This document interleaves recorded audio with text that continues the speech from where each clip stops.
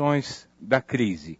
Como a sociologia pode nos ajudar a enfrentar a crise global, com curadoria de Maria Alice Rezende. Relativização, um mundo múltiplo, é o tema desta noite e será abordado por Renato Lessa.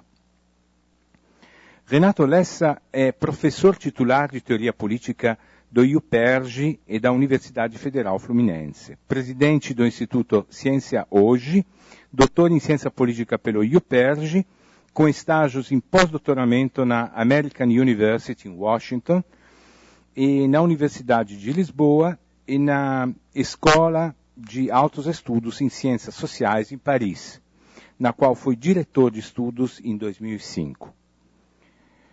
Após a exposição do tema, o convidado responderá às questões da plateia, portanto, vão pensando nisso. Desliguem, por favor, os seus telefones celulares e, sem mais, vamos chamar ao palco o Renato Lessa para dar início ao encontro. Vamos recebê-lo com um aplauso de boas-vindas. Obrigado.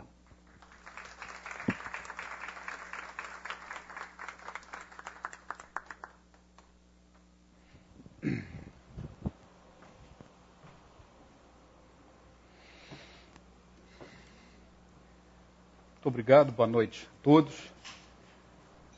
Satisfação voltar aqui à CPFL, participar de mais esse café filosófico, mais uma atividade desenvolvida pela CPFL. Desta feita, num conjunto de apresentações organizados pela minha querida amiga, colega, Maria Alice Rezende de Carvalho, que esteve aqui com vocês abrindo exatamente essa série. Tá? E, na verdade, a ideia da série é tentar mobilizar um pouco o que o pensamento contemporâneo, o pensamento social contemporâneo, pode nos dizer a respeito de questões que nos afligem cotidianamente, quer dizer, no mundo contemporâneo. Quer dizer, a ideia de crise, ela está sempre muito... a palavra crise é uma palavra com muita facilidade é mobilizada, né, para descrever fatos mais próximos ou distantes do nosso cotidiano, e com frequência ficamos muito perplexos diante da velocidade em que os acontecimentos se desdobram, né, e são produzidos para a nossa observação. Então, o exercício do pensamento exige um pouco uma certa atenção ao que está acontecendo, mas exige também uma certa respiração. Né? Com frequência, a leitura dos jornais, a assistência obsessiva de todos os jornais de televisão, quer dizer, a velocidade da informação acaba nos intoxicando. E eu lembro sempre de uma coisa que foi dita por um escritor israelense que eu gosto muito, chamado Amos Oz, que na sua autobiografia, ele disse uma coisa mais ou menos assim: com frequência os fatos obscurecem a verdade. Né? Quer dizer, o excesso de fatos acaba por obscurecer a verdade, não pelos fatos em si, mas pela velocidade com os quais eles se apresentam para a gente, né? e a facilidade da comunicação, quer dizer, o fato de a gente chegar em casa, ligar a televisão e são 90 canais à nossa disposição, ou a gente à disposição dos canais, eu nunca sei bem do que se trata, né? E quer dizer, isso, internet, blogs e mais, twitters, enfim, isso não para mais. E a nossa massa neuronal é a mesma dos nossos antepassados que foram postos no planeta há 200 mil anos, certo? Quer dizer, nós não tivemos ainda não instalamos HDs externos na nossa massa neuronal, né? A gente tentando fazer isso, né? Eu acho que em pouco tempo isso vai ser conseguido, né? Não sei se para o bem ou para o mal, mas por enquanto não há ainda a hipótese de instalação de HD externo. Portanto, a nossa massa neuronal continua sendo a mesma, a velocidade dos acontecimentos cresce em progressão geométrica e a nossa capacidade analítica acaba ficando reduzida. Quer dizer, nós não temos tempo para pensar, para respirar, para refletir. Então a ideia um pouco desse ciclo pelo que eu conversei com a Maria Alice, enfim, pelo que ela disse quando concebeu isso, nesse pouco tempo que vamos ter aqui, né, apresentar algumas ideias, algumas questões, para que nós pensemos a nossa experiência social, a nossa experiência na sociedade. Né? E um dos fatores que eu gostaria de tomar como ponto de partida é a percepção, a sensação de que o mundo está a ficar cada vez mais homogêneo, cada vez mais parecido. Né? Quer dizer, na verdade, a hipótese, a ideia de globalização, que é uma ideia que está presente no nosso vocabulário já há muito tempo, não só a ideia, mas a experiência, né? O fato de que nos deslocamos pelo planeta e vemos os mesmos anúncios, né? Os mesmos ícones, os mesmos símbolos, né? Então, qualquer lugar que a gente vai, África, Ásia, Norte da Europa, Patagônia, existe uma gramática de símbolos que parece se apresentar em todos os lugares, dando a sensação de que, na verdade, a despeito das distâncias, do tamanho, né, tamanho do mundo, quer dizer, nós, na verdade, estaríamos vivendo uma experiência, no final do século XX e início do século XXI, de homogeneização, estaremos ficando todos muito parecidos. Eu queria tomar essa sensação, essa impressão, como ponto de partida, para apresentar alguns argumentos aqui para vocês em torno da ideia de relatividade, de relativização e de relativismo. O final do século passado, lá pela década de 90, de maneira inevitável, começou a aparecer na imprensa e na própria produção literária, na bibliografia, livros, né? Imprensa e nos livros, uma reflexão a respeito do final do milênio. Isso é cíclico. Quer dizer, eu não vou dizer que eu me lembro, porque eu não estava lá para ver, mas li muito a respeito disso. No final do primeiro milênio também, né, acreditou-se que o ano 1000, alguma coisa ia acontecer. Né? E as pessoas, enfim, muitas delas apavoradas, né, a respeito, como se fosse uma dobra, além da qual não se sabe o que vai acontecer. As pessoas precipitar-se-iam num abismo desconhecido. E, para o espanto geral, o primeiro minuto do dia seguinte ao ano 1000 foi exatamente igual ao minuto anterior, o último minuto anterior ao fim do ano 1000. Né? Mas há uma certa imaginação catastrofista, escatológica, nessas marcações históricas. Né? O fim do milênio, o fim do século. Né? Essas marcações são engraçadas. E o fim do segundo milênio não escapou a essa percepção um tanto finalista, catastrofista. E começou a haver uma literatura, uma reflexão sobre o fim do milênio, né, e que ela é muito marcada pela ideia que havia aparecido antes, num cientista político que ficou célebre, chamado Francis Fukuyama, que nos teria dito que a história teria acabado. Teria acabado. Então, o fim do segundo milênio teria coincidido com a ideia, né, de que a história também teria acabado, precisaria acabar ao mesmo tempo. Né? O que significava o fim da história? Significava a crença de que a humanidade, ao fim e ao cabo, depois de tantas idas e vindas, tanta experimentação, digamos assim, a humanidade finalmente conseguiu conceber um modo de vida materializado nas instituições políticas das democracias ocidentais, na divisão dos poderes, né?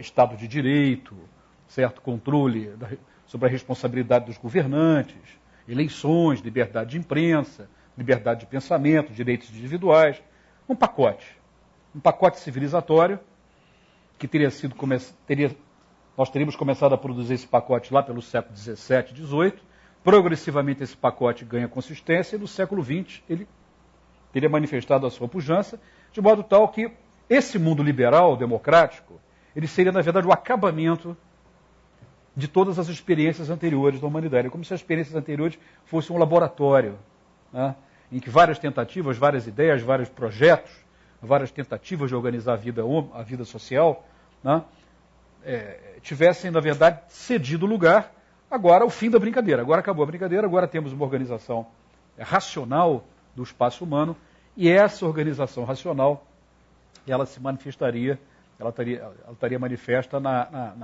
no ordenamento liberal. O que o ordenamento liberal proporcionava? A ideia do acolhimento de uma quantidade grande de visões de mundo, de versões de mundo, de expectativas, de experiências, de modo tal que toda novidade, toda inovação que viesse a ser produzida, toda visão de mundo nova que viesse a ser produzida, acabaria absorvida e acolhida por esse grande arcabouço, que seria o arcabouço da civilização democrática liberal. Então, o fim da história teria a ver com a ideia de que nada além disso poderia mais acontecer. Nós estamos condenados, quer dizer, não é que a história vai acabar e a gente vai embora do planeta, a gente vai deixar de existir. Provavelmente isso vai acontecer, mas não por causa da história, por causa de outros fatores. Né? Quer dizer, o que o Fukuyama estava querendo dizer é que o tempo ia continuar. O tempo ia continuar, os anos iam seguir uns aos outros. Mas essa continuação do tempo, ela não significaria mais, certo? Ela não conteria mais o surgimento de uma nova experiência, uma nova forma de organizar a sociedade. Portanto, era uma expectativa terminal, né, de que havia esgotado ali a capacidade criativa e inventiva dos seres humanos para organizar a sua experiência histórica e a sua própria experiência social. É difícil dizer, né, que o mundo vai ser diferente do que é, né, porque nós não estamos no futuro. Ninguém foi ao futuro Seria genial se alguém aqui puder ir ao futuro e voltar para dizer assim, senhor Fukuyama, o senhor está completamente errado, né, porque eu fui ao futuro e vi que no futuro tudo vai ser diferente, nada será como antes, lá no futuro. Mas, enfim, enquanto a gente não puder fazer isso, é bom conjecturar a respeito dessas hipóteses que fazem com que a experiência humana seja marcada por alguma convergência e que na qual nós estamos condenados a diminuir o grau de diversidade que sempre nos caracterizou, de diferença e diversidade que nos caracterizou. E uma maneira de desconfiar disso, talvez seja imaginar uma fábula, né? Uma fábula imaginária, né, que teria ocorrido lá pelo século XII, século XIII, né? Um estudante de teologia, né, em algum mosteiro, na Idade Média, né, lendo, né, os textos sagrados, os textos dos filósofos cristãos, né, Santo Anselmo, um pouco depois São Tomás de Aquino, enfim. E tendo também à sua disposição textos sagrados, propriamente ditos, né, falando uma língua que todos falam, que toda a cristandade fala, falando o latim, lendo o latim, esse jovem estudante tem a sensação de que, finalmente, o mundo também terminou. Quer dizer, todas as coisas estão agora resolvidas. Há uma religião revelada, há uma explicação final para todas as coisas. É isso? Há uma língua comum, uma língua franca, uma língua comum. Quer dizer, o latim é a língua universal que todos nós falamos. Né? Então, esse pobre rapaz, num dado momento, ele está inebriado. Estou imaginando aqui esse jovem monge, né, mergulhado lá na biblioteca do seu mosteiro, da sua ordem, né? Ele está completamente intoxicado, convencido de que a experiência do mundo, a experiência do mundo na qual ele está inserido, é a experiência de um mundo completo, perfeito, né, além do qual nenhum aperfeiçoamento é possível. Essa é a ideia da terminalidade, né, de que as coisas terminam, a ideia de que nenhum acréscimo pode ser feito, porque nós estamos diante do mundo que já esgotou as suas possibilidades de aperfeiçoamento. Né.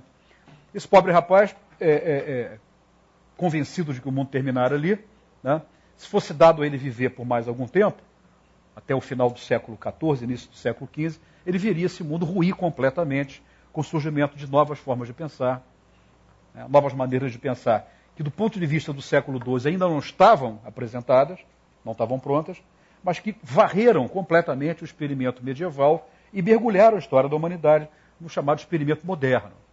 E uma dessas descobertas, né, que fez com que... Eu voltei à Idade Média não para fugir da nossa experiência contemporânea, porque a Idade Média, pela duração que ela teve, né, do século V até o século XIV, dependendo da duração, e pela vigência durante toda a Idade Média de uma concepção de mundo, né, bastante fechada, quer dizer, a ideia de que o mundo foi criado divinamente, o cosmos foi criado divinamente, a ideia de que os homens foram colocados nesse cosmos por Deus num lugar subordinado, né, como seres não dotados de autonomia, mas de heteronomia, quer dizer, portanto, sem autonomia para ação, sem autonomia para exercer sua vontade, mas como seres postos no mundo por alguém que o dirige, né? Essa é a ideia do ordenamento divino. Essa é uma experiência de uma visão de mundo dotada de um forte grau de acabamento. Se o mundo é divinamente ordenado, Deus não poderia deixar de ter feito do mundo a melhor forma possível. Deus não teria feito outro mundo melhor. Se é o Deus que todos diziam que era, onipotente, onipresente, onisciente, e até alguns dizem misericordioso, mas vá lá que tenha sido, né, não teria feito um mundo defeituoso. Certo? Um mundo com falhas. Então, a ideia é de que esse mundo é um mundo pleno, dotado de um princípio de plenitude. Tá? Então, esses jovens estudantes, materializados por esse monge que eu estou aqui a imaginar, quer dizer, absorvendo todo o saber produzido por essa civilização medieval, tem ao seu alcance uma visão de mundo que lhe dá a sensação da perfeição. Tá? Um século depois, esse mundo começa a ruir, a própria cristandade divide, cinde-se, quer dizer, ali onde havia unidade religiosa passa a haver diversidade religiosa, a partir do final do século XV, com a emergência da Reforma, e surge um personagem que é o personagem que está presente entre a gente até hoje, que estava ausente da experiência humana no mundo, que atende pelo nome singelo de indivíduo. Né? O que é o indivíduo? Né? O indivíduo é um sujeito dotado de vontade, autonomia moral, e de autoinspeção. Tá certo? Vontade, autonomia moral, autoinspeção e que acredita conter em si mesmo, tá certo? Os requisitos necessários para que ele haja no mundo, sem consulta a autoridades externas, sejam elas sobrenaturais ou históricas, imediatas. Quando é que esse personagem aparece? Esse personagem é tardio, né, na experiência da humanidade. Esse personagem aparece de uma maneira muito forte com os humanistas medievais do século XV, né, que alguns heróis intelectuais aos quais nós devemos muita coisa. Quer dizer, mesmo falando do mundo, mesmo quando a nossa preocupação é falar do mundo atual, do mundo contemporâneo, quer dizer, é fundamental ter em mente que esse mundo atual, contemporâneo, nos quais nós estamos inseridos, esse mundo tem fundadores. Esse mundo começou de uma certa maneira. E é do começo disso que eu estou a falar um pouco aqui para vocês. Quer dizer, alguns heróis intelectuais, alguns inventores intelectuais, a palavra invenção aqui é uma palavra importante, né? A gente costuma aplicar a palavra invenção para artefatos tecnológicos, mas há invenções que não são tecnológicas, são invenções ideacionais, invenções de imagens, de valores, de ideias, né? Alguns inventores do século XV, 14 do XV, foram fundamentais. Petrarca, por exemplo, foi um deles. Né? Pico della Mirandola, para pegar também outro belíssimo pensador italiano. Né? Esses pensadores, eles foram responsáveis pela introdução do seguinte argumento, né? Quer dizer, esse é um mundo no qual a dignidade humana também tem um papel muito forte. Ainda que aquele mundo fosse um mundo criado divinamente, aquele mundo era um mundo no qual a dignidade humana estava inscrita. O que é a dignidade humana? É a relevância dos seres humanos na configuração da experiência da história, né? Nas escolhas da experiência da história. Tá? Portanto, o que começa a se dissolver é uma couraça, uma espécie de cobertura teológica, né, teológico-política, que limitava, né, as possibilidades de invenção e de redescrição da própria experiência histórica dos homens, tá, em detrimento de uma nova visão na qual os indivíduos aparecem como figuras fundamentais da experiência histórica. Tá? Para vocês terem uma ideia do alcance disso, quer dizer, um dos autores humanistas responsáveis por essa revolução, que reintroduz na nossa experiência a ideia da relatividade, né, que é um tema fundamental, quer dizer, um dos pensadores humanistas fundamentais que faz isso chamou-se Pico della Mirandola e escreveu um livro muito, muito interessante no século XV, chamado Oração da Dignidade. O título parece caretérrimo, né? Parece um catecismo, né? Oração da Dignidade, mas era um livro altamente subversivo. O livro era dinamite pura, né? Apesar de ter o título tão pacífico. Ninguém ficaria vexado, né, com o nome de Oração da Dignidade.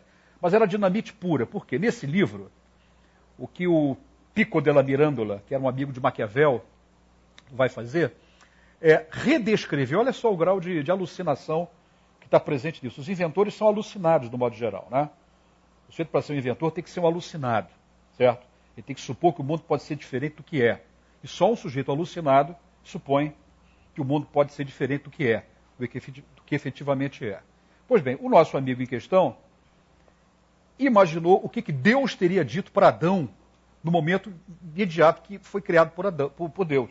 Né? Quer dizer, uma coisa completamente inusitada. Né? Quer dizer, o livro do Gênesis está errado. Eu vou dizer para vocês, né, o que realmente estava escrito. E o que ele diz é uma coisa espantosa.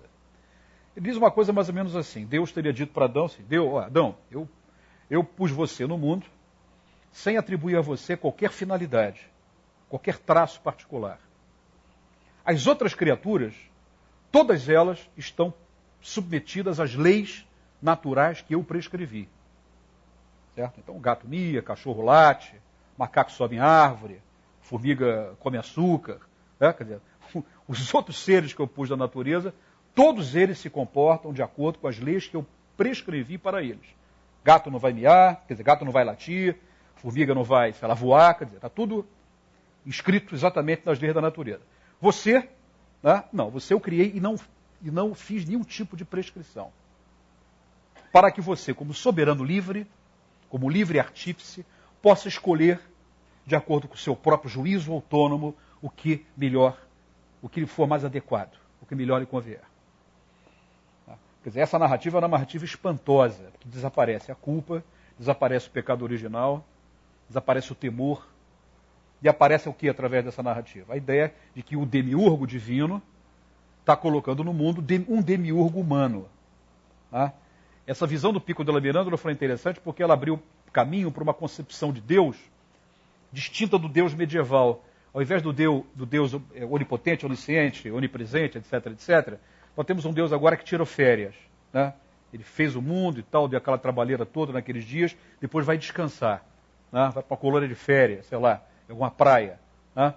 E deixa as criaturas que ele pôs no mundo o trabalho de fabricar todas as coisas, inclusive a história. Então, a partir desse momento, o pensamento social, o pensamento filosófico, né, no início da modernidade, na abertura da modernidade, começa a dispor agora de uma hipótese nova a respeito da história humana. A história humana deixa de ser uma história marcada pela fatalidade de uma orientação divina e passa a ser o espaço do quê? Da experimentação. Tá? O homem deixa de ser um sujeito, um ser subordinado a Deus e, portanto, caracterizado por uma igualdade na subordinação a Deus. Todos nós somos iguais sob essa subordinação, certo? E aquilo que antes se designava com a palavra genérica homem, passamos a designar agora com a ideia mais, digamos assim, mais sensível, mais tangível de indivíduos. Um mundo habitado por uma coleção imensa de seres. Esse é o mundo de Michel de Montaigne. Esse é o mundo do francês Michel de Montaigne, do século XVI, que é o grande formulador moderno do princípio da relatividade. Quer dizer, a teoria da relatividade foi descoberta por Einstein, certamente do século XX, né?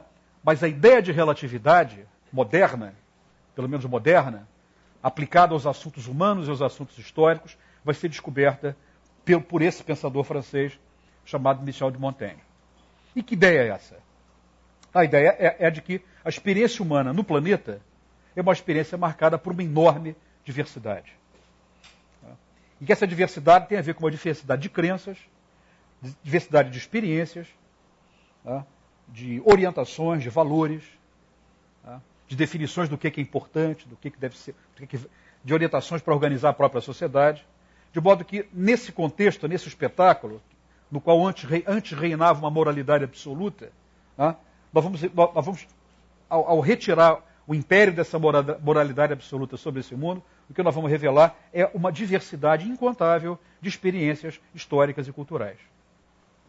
Essa ideia, portanto, vai ser a grande ideia pela qual Montaigne vai afirmar o animal humano como um animal marcado, como ele mesmo dizia, por uma surpreendente diversidade. Essa visão é uma visão muito importante, porque essa visão ela foi a que permitiu Bartolomeu de las Casas, do corajoso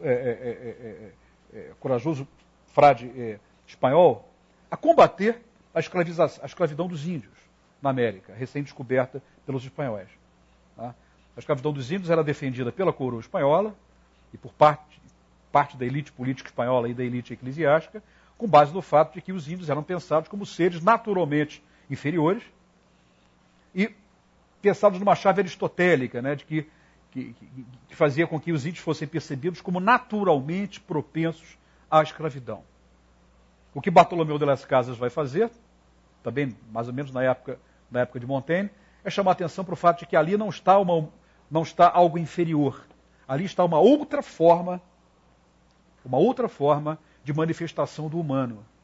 Portanto, a diferença que antes era pensada na chave da verticalidade, superior e inferior, passa a ser pensada agora na chave da horizontalidade.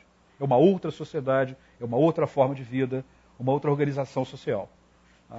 Esse argumento já havia sido antecipado por Montaigne, num ensaio belíssimo sobre o Brasil. Um ensaio chamado dos Canibais.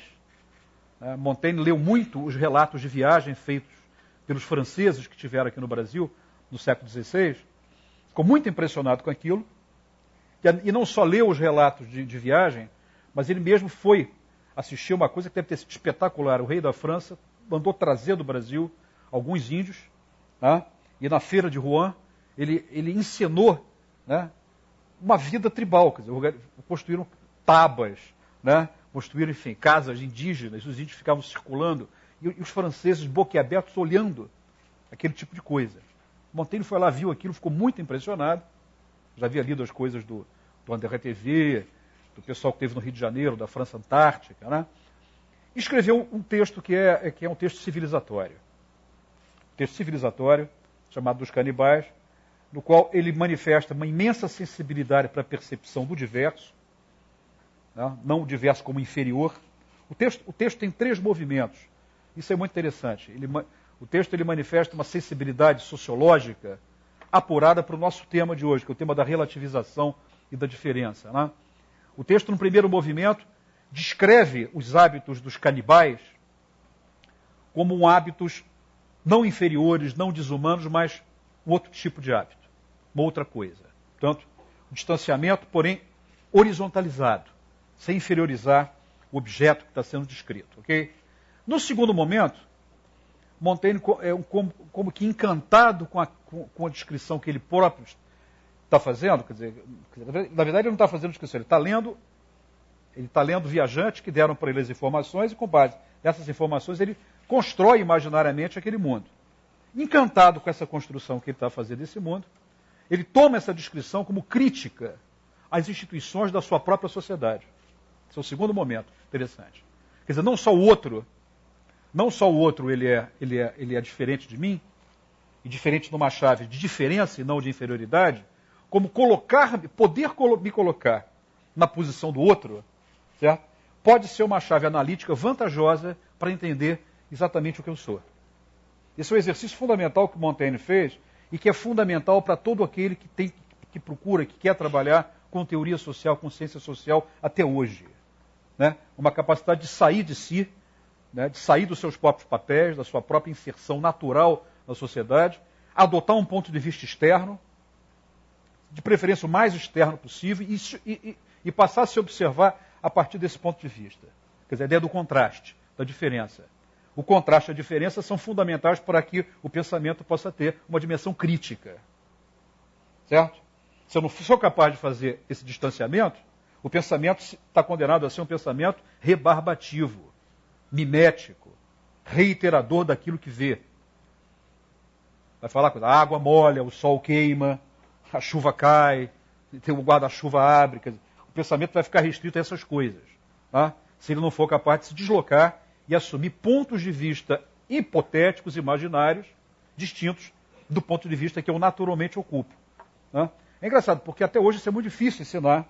Né? Eu tenho experiência de tentar ensinar essas coisas para estudantes, e mesmo para colegas já avançados da profissão, com frequência nós temos uma concepção das ciências sociais como ciências miméticas.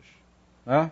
Observo o que existe, descrevo o que existe, não julgo, não opino, não dou palpite, né? Porque eu tenho que observar como se fosse uma fotografia. Né? E as ciências sociais são herdeiras desse movimento feito por Montaigne no século XVI.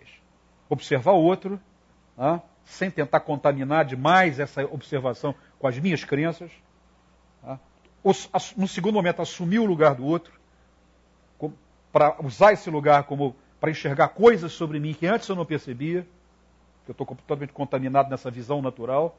E quando Montaigne fez isso, ele começa a dizer coisas assim, quer dizer, os reis desses selvagens, pelo menos são os mais valorosos, são os mais fortes, os mais corajosos.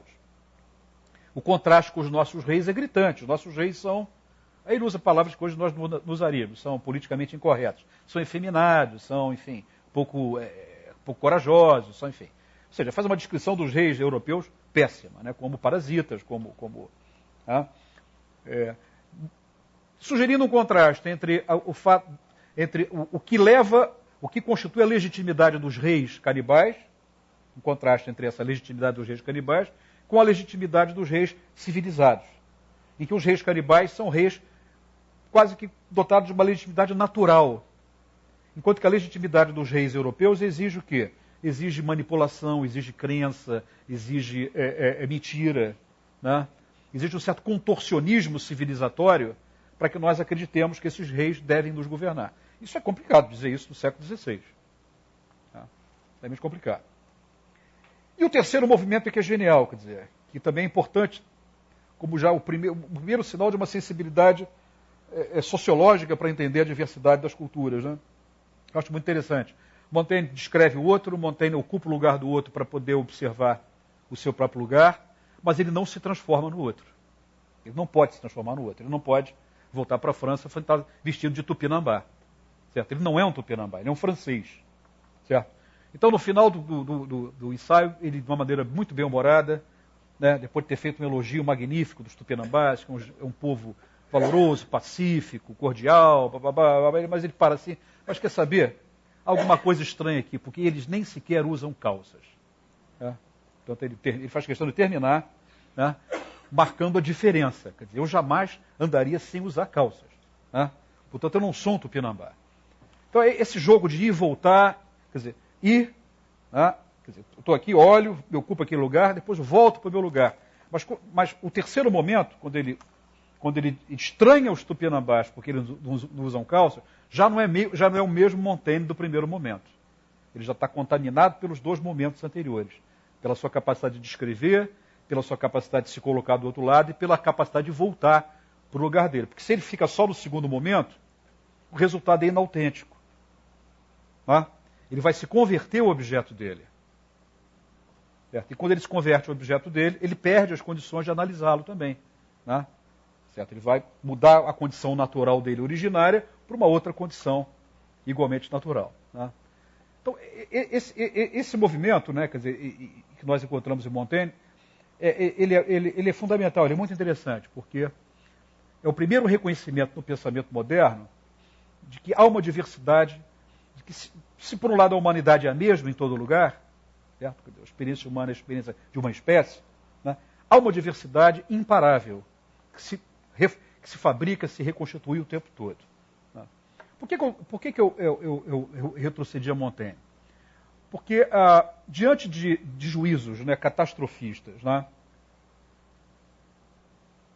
que começam a se abater sobre o mundo a partir do final do século XX, que nós estamos, na verdade, convergindo para uma mesma civilização, e que essa civilização ela é não apenas ordenada de acordo com instituições políticas instituições políticas, basicamente, e legais parecidas, mas ela está cada vez mais, digamos assim, marcada pela expansão do mercado como forma de organização econômica e social, né, portanto a sensação de uma certa asfixia. Tá? É importante voltar a autores como Montaigne e a tradição das ciências sociais para perceber o fato de que a capacidade de invenção dos seres humanos, de modo algum, ela pode ser cancelada por qualquer experimento social. Na verdade, é um antídoto a essa desistência. Né? Quer dizer, a humanidade experimentou regimes políticos extremamente asfixiantes, certo? Quer dizer, que pretendiam organizar a vida política a partir de uma vontade, de uma verdade, de uma lei, de uma teoria, de uma ciência, de um vocabulário. Certo? E essas formas foram todas elas vencidas, né, pela capacidade de ressignificar, né, de subverter símbolos, de imaginar formas de organização da vida social. Tá?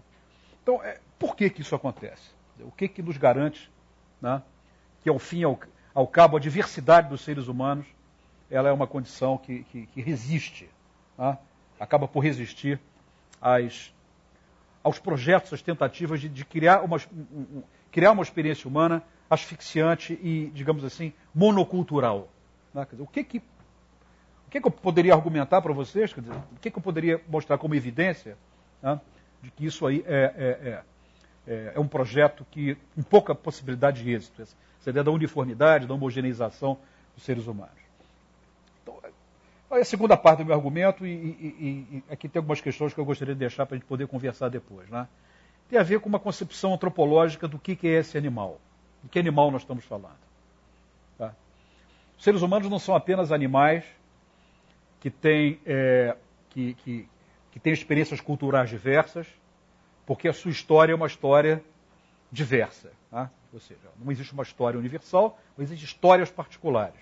Tá? Países, povos, cidades, gerações. Tá? E essa diversidade histórica produz formas de comportamento diversos. Então a história é parte da explicação de por que nós somos diversos. Por que nós falamos línguas diferentes, acreditamos em deuses diferentes, nos vestimos de forma diferente, temos culinárias diferentes. Tá? Essa Tá? Quer dizer, essa diversidade tem a ver, portanto, com a própria experiência de uma história diversificada. Tá? É possível até imaginar que essa diversidade, essa capacidade de diversificação histórica, ela tem a ver com a própria espécie. Né? Se nós, numa homenagem a Darwin, né, trouxermos Darwin para a nossa conversa, tá? Nós podemos dizer que essa espécie, ao contrário das outras espécies, ela fez uma trapaça com a natureza. Né? As outras espécies têm na relação com a natureza, certo? A interação que faz com que as suas mutações possam se dar ao longo do tempo, tá? Através da interação das espécies com a natureza. Esse é o cenário do qual as mutações e as transformações vão se dar. Os seres humanos conseguiram, a partir de quando? A partir de algum momento, a história não existia como disciplina para contar quando é que isso começou, mas começou muito no início. Os seres humanos eles vão se diferenciar dos animais não humanos pela capacidade de acrescentar à natureza, certo? Acrescentar coisas à natureza. Tá? E não apenas repetir o programa da natureza. Esse é um ponto importante. Tá? Ser pautados pela natureza. Uma formiga, tá certo? Que hoje deve estar andando aqui pela calçada em frente aqui ao lugar que nós ela é rigorosamente igual, né, a uma formiga, sei lá, medieval. As duas, se encontrassem, iriam se entender perfeitamente. Não teriam problemas de interação. Acredito que não teriam. Se por um absurdo qualquer da física, né, seres humanos medievais entrassem aqui nessa sala, certo? Seria um experimento genial, num certo sentido, único, né? A gente poder desfrutar de uma coisa dessa tão alucinada, mas haveria, no mínimo, algumas dificuldades de comunicação. Quer dizer, que língua nós vamos falar? O que nós estamos dizendo? Quer dizer, seria uma coisa curiosa. Quer dizer, nada semelhante à possibilidade da formiga medieval e a formiga de Campinas se encontrarem, né, em algum momento para conversar. Por que isso? Porque nós não repetimos o programa da natureza. Certo? Tem a ver com aquela ideia do Pico della Mirandola, né, que Deus prescreveu leis para aquelas espécies, segundo as quais aquelas espécies vão ter que se comportar daquela maneira, e para a gente deixou o livro aberto. Deu a partitura aberta para a gente fazer a notação musical. Definiu o tipo de música, o ritmo, né, o andamento, polifonia, tudo que a gente quiser. Né? E esse tudo que a gente quiser, quer dizer, o que é? A capacidade humana de invenção de coisas que alteram a relação dos homens com a natureza e definem formas de vida diferentes. Isso tem a ver com a adaptabilidade dos humanos a todas as regiões do planeta. Todas as regiões do planeta. Uma adaptabilidade impressionante. Pobre do planeta, claro, né? O corolário é esse, né? Isso não é bom para o planeta, é bom para os seres humanos, porque essa é uma estratégia evolucionária de permanência no tempo. Aí entra Darwin. Né? A nossa fixação, a nossa viabilidade enquanto espécie, ela se deu através da invenção da cultura. A invenção da cultura é a nossa fixação biológica no mundo. Biologia e cultura estão muito próximas, né, nessa dimensão. Né? E essa invenção da cultura é uma invenção que se maximiza através da diversidade e não da repetição da mesma fórmula. Né? Porque a fórmula que deu certo aqui não dará certo lá se for aplicada. Lá vai ter que ser uma outra fórmula. Lá, quer dizer, do outro lado do planeta, no outro lugar. Outro lugar marcado por outro tipo de circunstância. Então, essa adaptabilidade, portanto, quer dizer, numa chave darwiniana, pode ser pensada como uma estratégia da espécie. E quando eu falo estratégia, pelo amor de Deus, eu não estou querendo dizer que alguém está, de longe, pilotando essa estratégia. Não há desígnio inteligente aqui. É um acaso mesmo, um acaso concertado, com C, né, que faz com que essa estratégia, ao longo de milênios, ela vá se configurando. Essa estratégia é a da variedade. Essa estratégia é a da variedade. Qual é a prova disso que eu estou falando? A presença da humanidade do planeta inteiro através de formas culturais diferentes. São diferentes. Essas diferenças nos acompanharam por muito tempo. Os chineses são chineses, os mongóis são mongóis, os cariocas são cariocas, os paulistas são paulistas. Né? Essas diferenças nos acompanharam há muito tempo, de modo que mesmo na hipótese de nós vivermos num mundo que nos impõe as mesmas coisas, as mesmas regras de mercado, os mesmos padrões políticos e legais, ainda assim nós seremos diferentes, diversos, sob as mesmas leis, sob as mesmas configurações, pelo simples fato de que durante o tempo todo, né, nós tivemos experiências diferentes. Certo? Então, esse é um ponto que está colado, né, na própria existência da espécie, né, que é o dado de uma diversidade, né, que, por um lado, é garantida a viabilidade biológica dos homens, dos seres humanos, E, por outro lado, é a base a partir da qual a variedade das culturas acabou por se materializar. Ora, há um aspecto que deve ser acrescentado a esse, né, que faz do tema da diversidade, do tema da relatividade das coisas, ser um tema tão forte, tão incontornável, que tem a ver com uma característica específica desse animal, que já foi reconhecida há muito tempo, essa característica, né, não foi descoberta agora. Há milênios atrás, um pensador grego chamado Aristóteles olhou para esse animal, quer dizer, olhou para ele mesmo no espelho, né, ele sendo um elemento, quer dizer, um indivíduo desse animal, mais geral, e olhou assim, o que caracteriza, o que é um homem? O que é um ser humano? O que o caracteriza? Né? Em várias coisas, na maior parte das coisas, esse ser humano ele é igual aos animais. Tá certo? A nossa carga genômica é 98% igual à carga, né, dos chimpanzés. Né? O problema são os 2%, né, que vão além disso, que fazem toda a diferença. Então, esse sujeito, ele é, em quase tudo, ele é igual. Né? Alimentação, reprodução. Aristóteles era um obsessivo sistemático. Ele vai sistematizando tudo isso. Mas tem uma dimensão que qualifica, que Aristóteles vai tomar como importante. Este é um animal que fala. Esse é o animal que fala. Né? Aqui temos um ponto importante, que é o fato da linguagem. Né? O fato da linguagem. Né? E o que a linguagem põe no mundo? A linguagem põe no mundo a seguinte questão. Né? Ela põe no mundo a questão de que o nosso modo de estar no mundo é o modo da linguagem. É o modo da linguagem. Quer dizer, a forma pela qual os humanos estão inscritos no mundo, presentes no mundo, tá, se dá através da sua capacidade, quer dizer, a capacidade dos humanos de, no plano da linguagem, de escrever, né, anunciar, tá, o modo pelo qual se dá essa sua inserção no mundo. Tá? Quer dizer, e a ideia da linguagem, ela traz para a nossa conversa uma dimensão que é muito interessante. O mundo não fala. Né? O mundo não fala. Eu costumo falar para meus alunos, né, e alguns colegas, né, que estão fazendo pesquisa e ficam muito cansados e que têm que escrever aquelas coisas todas, e já no final dos textos pegam uma tabela estatística qualquer e colocam no texto, e já cansados de falar, dizem assim, essa tabela fala por si própria. Não precisa de interpretação. Os dados falam por si próprios.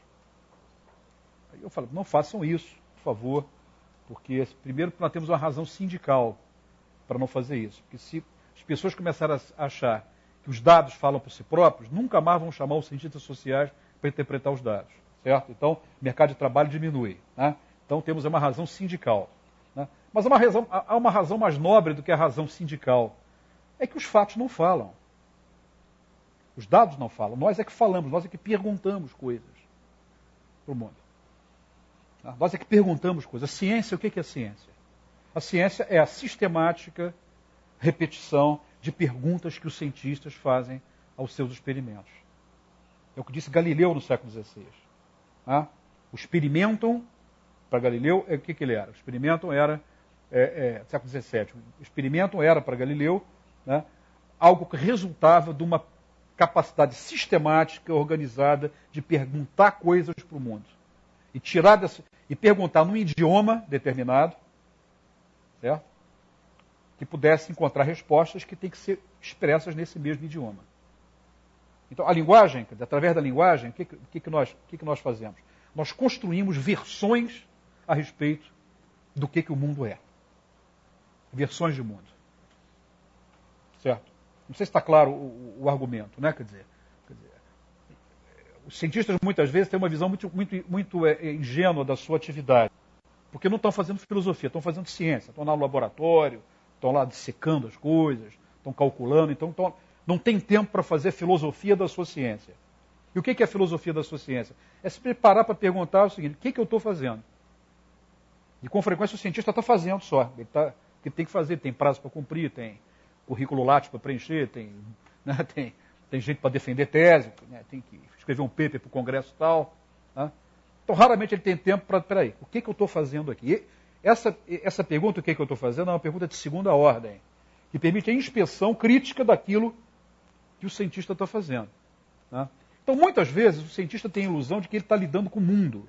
de uma maneira direta, que entre ele e o mundo não tem nenhuma coisa, não tem nada aqui, nenhuma opacidade, nenhum véu, né, que impeça que aquele momento sublime, o mundo sussurre no seu ouvido, eu sou assim, eu sou quadrado, eu sou, sei lá, eu sou uma fórmula qualquer, como se o mundo falasse para mim. E, na verdade, o mundo só pode falar para mim, na verdade ele não fala, eu que falo, né? O que eu faço? Na verdade, eu pergunto coisas, hipotetizo, pergunto coisas para o mundo e respondo na mesma linguagem que eu perguntei. Essa é a linguagem da ciência. Tá? Nós estamos condenados a olhar para o mundo e perdê-lo ao mesmo tempo. Os seres humanos humanizam o mundo. Certo? E humanizar o mundo é dar um nome para o mundo. Dar um nome para o mundo é dar um nome que o mundo não tem. A não ser que a gente acredite na ideia de que o mundo já nasce com nomes. É um mundo assim, quer dizer, cheio de crachá. Né? Certo? A tábua dos elementos, cada elemento é um crachá. Eu sou tal coisa e tal. Né? Sociólogo seria ótimo. Sociólogo anda na rua, aí vem um sujeito de macacão do outro lado da rua, assim, sou um operário. Pertenço à classe operária e tal. Aí passa um sujeito bonitinho, bem vestido, tal de terno, Armani e tal. Sou um empresário e tal. Sou do ramo financeiro. Todo mundo com crachá. Né? Os objetos não têm crachá. Nós é que colocamos esses crachás. E vamos conceituando, nomeando. Algum momento a gente vai ter que reembaralhar esses crachás de dor, porque não tá esquisita a coisa. Nomear, renomear, refazer, reconfigurar, voltar para os nomes anteriores. É uma trabalheira insana. Que tem a ver com o quê? Com essa capacidade de linguisticamente fabricar o mundo. Certo? O mundo é fabricado linguisticamente. Os limites do meu mundo são os limites da minha linguagem. Certo? O que minha linguagem não alcança não é mundo para mim. Certo? E se alcançar o que hoje não é mundo, passa a ser mundo, porque a linguagem chegou lá. Não sei se esse ponto está claro, mas gostaria de poder testar isso depois nas conversas que seguirem aqui essa minha apresentação. Mas essa é uma dimensão forte, né? que diz respeito a minha questão básica aqui nessa conversa de hoje, né? Quer dizer, a diversidade, a diferença, a relatividade das coisas, né? O fato de que padrões culturais não se repetem, padrões mentais não se repetem, valores não são repetíveis, quer dizer, uma contínua produção de novas formas de perceber a vida social. Né? Isso tem como fundamento, como um de seus fundamentos, né? O fato de que nós somos seres que utilizam a linguagem. Né? E a linguagem significa dizer o seguinte, significa dizer que na nossa relação com o mundo, né, nós somos seres um tanto quanto alucinados. Voltar para o tema da alucinação. Né? Tanto quanto alucinado. Nomear uma coisa é uma forma um tanto quanto alucinada de supor que a coisa tem aquele nome. Né? Mas, não obstante, nós não podemos fazer de outra maneira.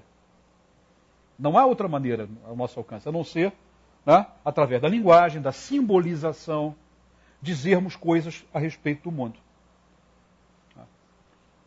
Então, já preparando de alguma maneira a aterrissagem dessas coisas que eu estou dizendo aqui. Quer dizer, na verdade, isso traz para a gente, né, como ponto de reflexão, né, o fato de que nós somos fabricantes de mundos.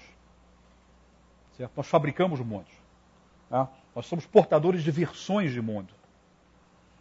Algumas versões de mundo são versões amplas, que nos contêm a todos.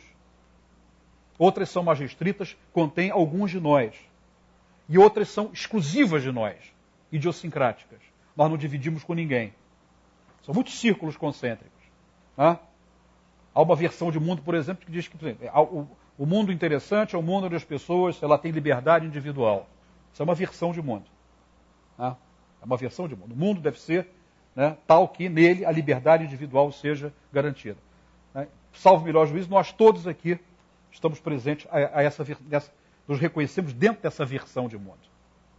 Tá? Agora, essa versão de mundo pode abrigar outras versões dentro dela, mais restritas, que nem todos nós vamos estar.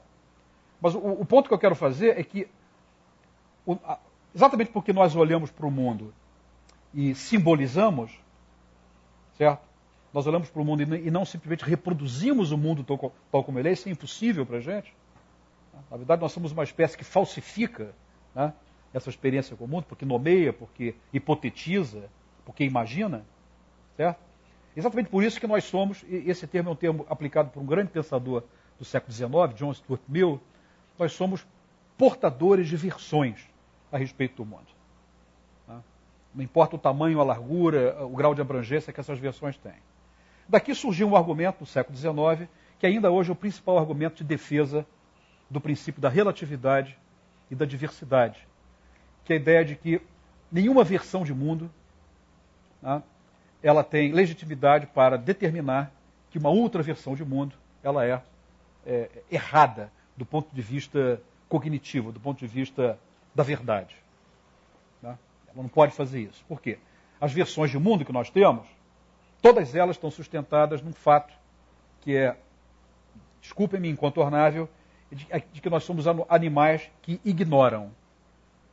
Não somos apenas animais que falam, mas animais que, num certo sentido, estão fincados numa experiência de ignorância. Antes que vocês comecem a ter sentimentos confusos com relação ao que eu estou dizendo, deixa eu me explicar. Quando eu falo ignorância, eu estou querendo dizer o seguinte: eu estou aqui falando com vocês, ignoro o que está acontecendo na sala ao lado. Certo? Ignoro o que está acontecendo agora na minha cidade, do Rio de Janeiro. As pessoas do Rio de Janeiro sabem o que está se passando lá, mas ignoram, desde que eles estejam, salvo as que estão nos assistindo pelos meios eletrônicos, ignoram o que está acontecendo aqui. Quer dizer, eu estou dizendo uma coisa muito, muito banal, muito trivial, mas que não é esvaziada de consequências filosóficas. É que é impossível para qualquer ser humano estar em todos os lugares ao mesmo tempo, estar em todas as circunstâncias. A ubiquidade. A ubiquidade é, inclusive, um marcador de divindade, né? Certo? É um requisito que é exigido para o sujeito ser santificado. É o dom da ubiquidade. Como aqui não há santos, salvo melhor juízo, peço desculpa se houver algum exemplar aqui presente, então eu sou obrigado a dizer que todos nós somos prisioneiros das nossas circunstâncias particulares. Eu nasci no ano que eu nasci, não um ano depois ou um ano antes. Essa é a minha circunstância. Li os livros que li e não li os livros que não li. Essa é a minha circunstância. Certo? Outros têm outras circunstâncias. Então, e não há o sujeito que detém, que ocupa a circunstância das circunstâncias. Esse sujeito é o nomoteta. É o nomoteta, o que inventa os nomes, né? Certo? É o que diz para a gente como é que nós devemos nos comportar, é o que tem pretensões de domínio absoluto sobre a gente. As ditaduras e as tiranias convivem muito bem com figuras que pretendem ocupar esse lugar, que é o controle de todas as circunstâncias. O que Stuart Mill dizia é o seguinte: nós estamos na planície. Vivemos circunstâncias, temos histórias diferentes, sabemos algumas coisas, não sabemos outras coisas. Exatamente esse não saber que nos faz uma espécie de ignorante. E a única perspectiva que temos de alargar o círculo da ignorância é a cooperação. É a cooperação. Não tem outra. Certo? E a cooperação se dá como? Através da política, através da interação política, através de sair de si, sair do mundo idiosincrático, idiótico da experiência pessoal e produzir um espaço público e discutir questões de interesse mais geral. Aprender uns com os outros. Essa é a ideia que o Mill vai desenvolver. Para isso eu tenho que ter o quê? Um ambiente de liberdade e tem que ter um arranjo institucional que garanta não só que a maioria governe, que é um requisito democrático, governo da maioria, certo? Mas que garanta, sobretudo, que minorias, por mais bizarras que sejam, por mais alucinadas que possam aparecer, certo? Tenham não só direito de expressão, mas sejam protegidas. E a ideia é que essas minorias alucinadas e bizarras, quem poderá dizer que não? Podem conter sementes de ideias fundamentais que nos serão necessárias no futuro, em algum momento. Incubadeiras, né? Certo? Estufas, né? Onde essas coisas vão sendo... muitas delas vão virar ervas daninhas e veneno. Mas como é que eu vou saber qual? Certo? Eu não posso fazer como fez um califa durante a expansão islâmica, há muito tempo atrás, que diante de uma biblioteca magnífica, olhou para aqueles livros todos e pergaminhos e disse o seguinte: ou esses livros todos são contra o Alcorão e devem ser queimados, ou esses livros todos repetem o Alcorão e devem ser queimados. Portanto, eu não posso agir dessa maneira. Né? Diante de vários enunciados bizarros, eu não posso... Mesmo que eu imagine que alguns desses enunciados vão dizer coisas inúteis, que não vão ter nenhuma serventia, eu não posso decidir de antemão o que deve ser preservado ou não deve ser preservado. Então, a regra que sai do Mill, eu estou falando do Mill porque é um argumento recente, do século XIX, e muito forte em prol da diversidade, é de que uma sociedade decente é aquela que dá garantias de proteção constitucional, legal, à expressão das minorias. É um argumento extremamente libertário. E o limite para isso, né, é a tolerância. Quer dizer, nós não somos obrigados a tolerar os intolerantes. O limite é esse. Então, aquela minoria cuja identidade implica, né, cuja identidade exige a destruição da versão de mundo que a acolhe como parte de si, essa, infelizmente, não pode fazer parte do jogo. Certo? Que a condição é aceitar o jogo como um todo. Né? Que eu faço parte de um jogo onde outras visões do mundo estão presentes. Então, quer dizer, eu acho que podemos caminhar para uma conclusão e abrir talvez para uma conversa, né? Que é a ideia de que a experiência do mundo contemporâneo, ela tem inequivocamente tendências e vetores de homogeneização. Certo? Quer dizer, a sensação de homogeneidade que nós sentimos não é errada, ela é correta. Né? Há fatores que fazem com que o mundo fique muito igual. Quer dizer, sei lá, de repente vamos para a Europa, alugamos um carro, saímos dirigido por uma autoestrada daquela, não se sabe onde está. Né? Se eu estou em Portugal, se eu estou na Bélgica, se eu estou na Itália, quer dizer. Na Itália dá para ver pelo jeito que dirigem, né? É mais fácil. Mas, em princípio, quer dizer, é o mundo completo. Aí eu olho para os letreiros, né? Vamos olhar para os letreiros para ver as coisas. Eu vejo McDonald's, Armani e tal, Visa, Mastercard, também não me ajuda muito. Continuo sem saber onde é que eu estou. Né? Mas se eu diminuo a velocidade, saio da autoestrada, aquela autoestrada padronizada com pedágio, pego uma estrada vicinal, já começo a ver que ali eu tenho um trajeto que é daquele lugar, que não é do outro lugar. Né? Se eu abandono a rapidez, a loucura, a precipitação da viagem, paro no lugar e me ponho a conversar com as pessoas, vou ouvir um idioma, vou ouvir uma língua, vou ouvir um sotaque, né? Vou ouvir uma história. Né? Então, quer dizer, o mundo está aí, o mundo continua diverso. O mundo não deixou de ser diverso. Né? O que falha, o que está difícil, o que se apresenta como complicado, são as condições de escuta dessa diversidade. Né? Então, isso exige uma certa militância nossa, cientistas sociais e não cientistas sociais. Né? Não tem esse movimento de slow food, não tem? O slow food, né? Certo? O slow cities, né? Movimentos interessantes. Vocês vão baixar a bola, vão diminuir a velocidade, comer devagar, em vez de comer em 5 minutos, comer em meia hora. Então, é o movimento da observação lenta também, slow observation. Vamos praticar uma espécie de slow observation. Né? Em vez de observar o mundo a partir desses marcadores de homogeneidade, né, que a velocidade da observação nos induz a tomar como mais relevante, praticar uma observação lenta, à la Montaigne. Tentar captar os sinais daquilo que resiste. Né? E o que resiste é o diverso, é o diferente, é a variedade. Né?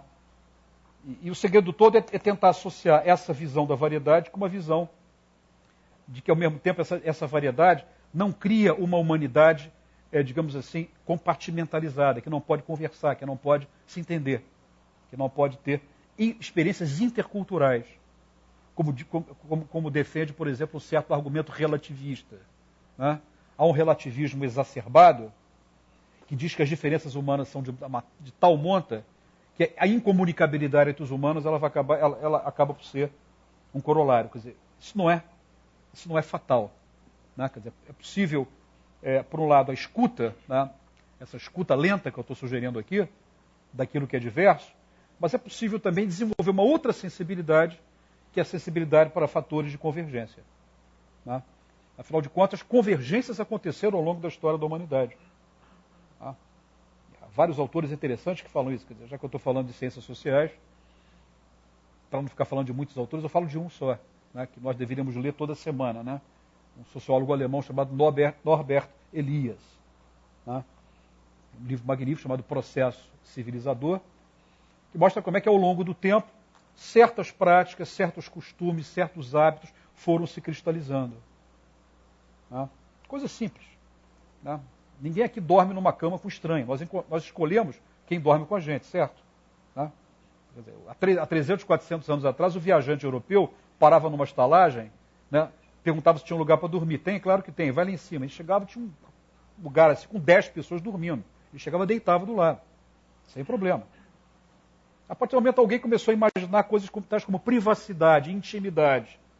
Né, que implica em você escolher ou dormir sozinho, ou escolher com quem vai se dormir. Né, que é uma regra de privacidade fundamental. As pessoas passaram a comer com garfo, deixaram de comer com a mão.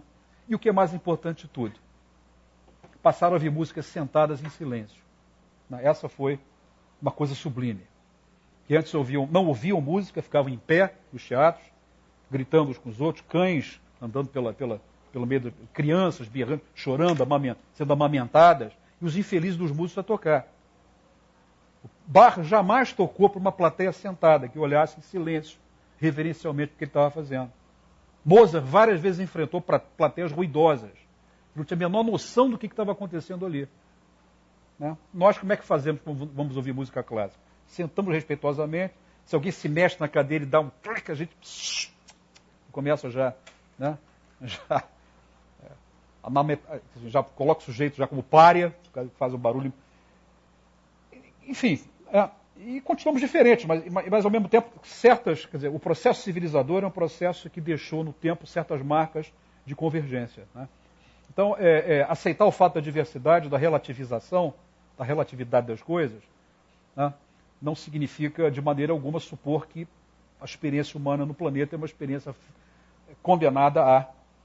Não estamos condenados nem à uniformidade absoluta, essa é a minha visão, e nem estamos condenados à fragmentação total que impeça formas de acordos, convergências e experiências comuns.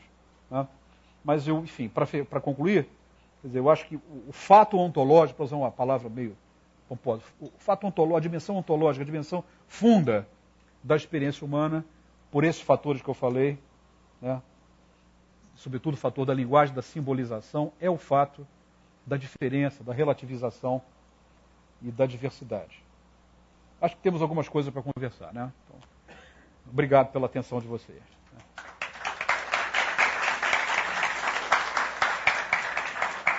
Depois dessa viagem proposta por Renato Lessa, né, intrigante viagem no tempo, né, e marcada, né, até a sociedade atual, marcada pela diversidade, né, agora sim, mais lentamente, né, aterrissando na sociedade atual, eu acho que já podemos então formular algumas perguntas e participar desse debate. Então, levantem a mão, serão atendidos na ordem e, por favor, procurem serem breves, de maneira tal que a maioria das pessoas possam participar. Aguardem alguns segundos até a câmara chegar até vocês, porque vamos iniciar com quem? Com a internet. Só um segundinho. Vamos iniciar com a internet e depois, logo em seguida, levantem a mão. Obrigado.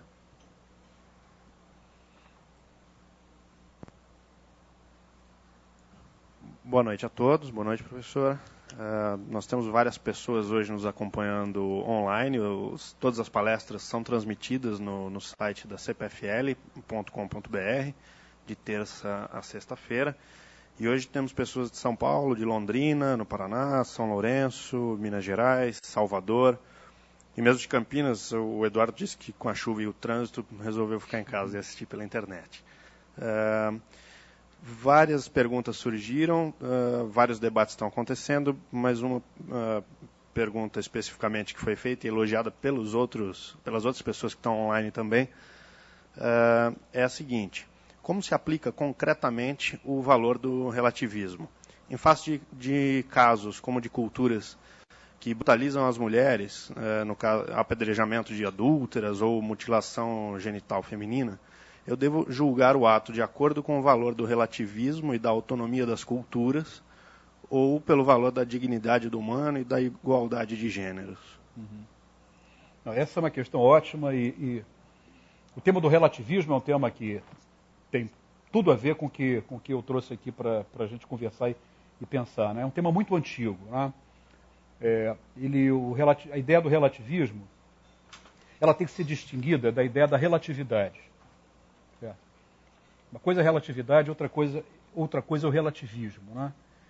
A percepção da relatividade, ela foi desenvolvida há muito tempo. Ela começa entre os gregos, começa com um pensador chamado Protágoras, né?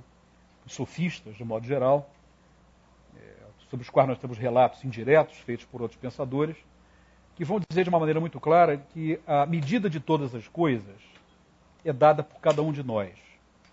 Né? Essa é uma frase atribuída ao sofista Protágoras. Então, o que é e o que não é, decorre a definição do que é e do que não é, do que existe e do que não existe, do que é importante e do que não é importante, decorrem de uma experiência pessoal do sujeito, que diz sim ou não para essas questões. Ao contrário da pretensão de que determinar o que existe e o que não existe é um atributo exclusivo de algum sábio, de algum princípio filosófico iluminado, que estabelece de maneira inequívoca, verdadeira, o verdadeiro do falso. Então, o argumento da relatividade é um argumento que vai simplesmente chamar a atenção para o fato de que nós exercemos o tempo todo uma certa medida de observação das coisas, que pondera a importância das coisas, né, que estabelece relações, estabelece precedências, né, que não percebe certas coisas, percebe outras. Há um filósofo contemporâneo que eu gosto muito, Nelson Goodman, que diz que a nossa capacidade para não perceber as coisas é infinita. Né? Uma coisa genial isso, né? Então só isso já está presente no fato da relatividade. Então nós somos diferentes, somos relativos. Agora, relativismo, o que é o relativismo? É dizer que as nossas diferenças são incomensuráveis, inegociáveis, e que nós não temos a aprender nada uns com os outros. Né? Então, uma coisa é nós estarmos atentos para o fato da relatividade e militarmos contra tentativas de eliminação da relatividade. Outra coisa é incorrer na ideia de que, pelo fato de sermos diferentes, estamos imersos nessa relatividade, né, temos que ser relativistas, no sentido de que cada uma das nossas visões é verdadeira de per si, e, portanto, a verdade de cada uma das nossas posições impede que elas tenham algum grau de convergência, de negociação ou de aproximação. Né? A história do mundo contemporâneo contada por autores tais como Norbert Elias, que eu trouxe aqui, mostra o contrário, mostra que, embora várias coisas ainda sejam muito relativas e diversas, há alguns fatores de convergência que foram sendo fixados naquilo que ele chamou, já há algum tempo atrás, de processo civilizador. O termo, às vezes, pode ser muito complicado. Pode induzir uma ideia de que há os civilizados e os não civilizados. Ele não usa o termo no sentido de definir civilizados como superiores e não civilizados como inferiores. Ele está dizendo uma coisa muito simples. Num certo lugar, Europa, século XVII, começou um processo de redução da belicosidade dos seres humanos. De redução da crueldade. Claro, continuava a ser cruéis com relação a um monte de gente. Mas as pessoas passaram, ao invés de se matar umas com as outras, chamar a polícia, ir ao juiz, certo?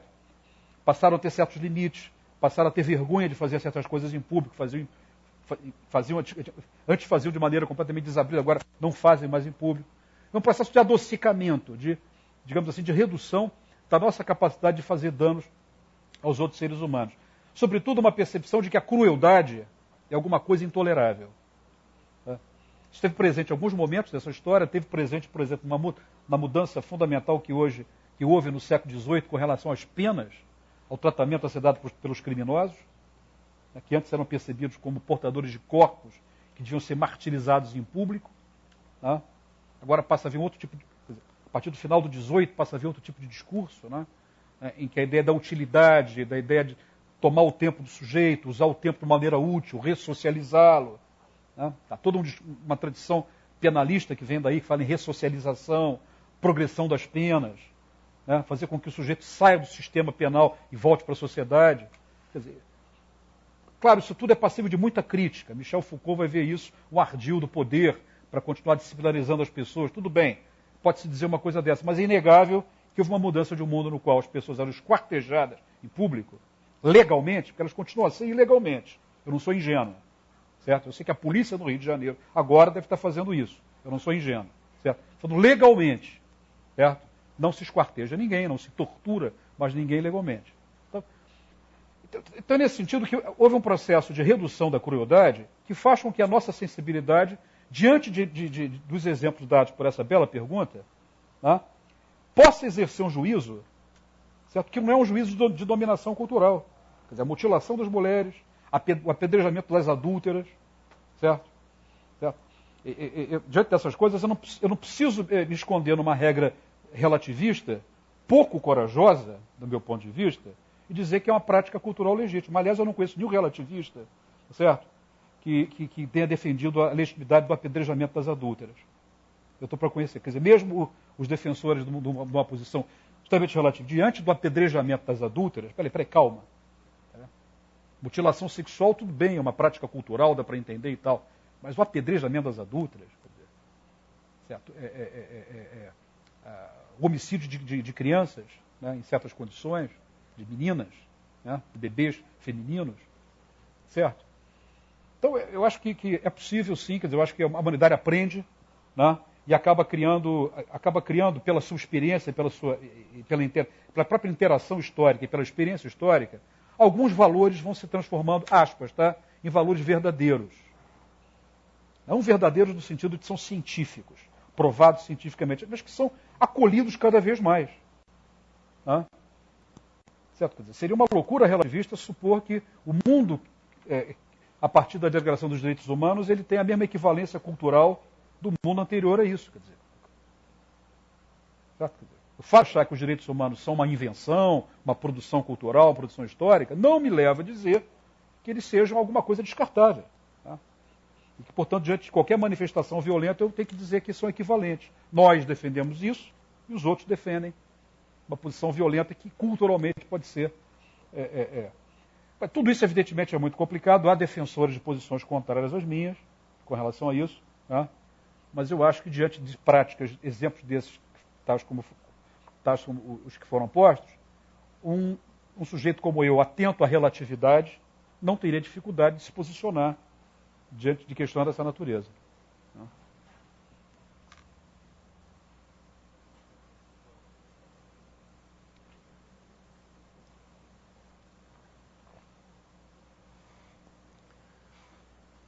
Professor, eu gostaria que o senhor acrescentasse aos seus comentários mais elementos para a gente entender uma coisa que está por trás das questões trazidas, que é as dificuldades e as facilidades para aceitar as diferenças.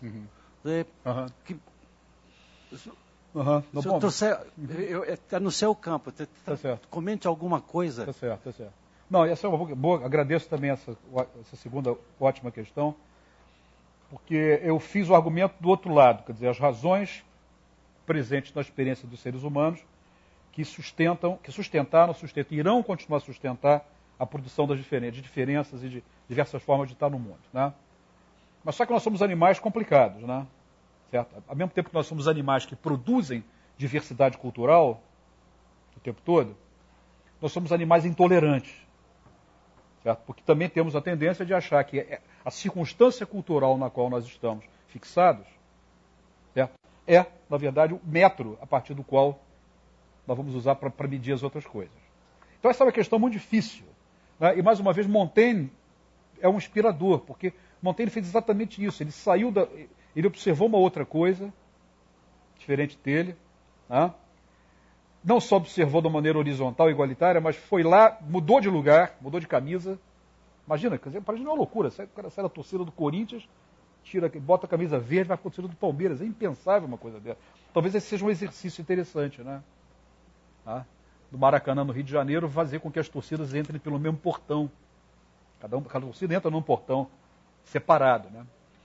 Toda vez que a gente propõe isso no Rio de Janeiro, o chefe de polícia diz que vai haver um genocídio, né?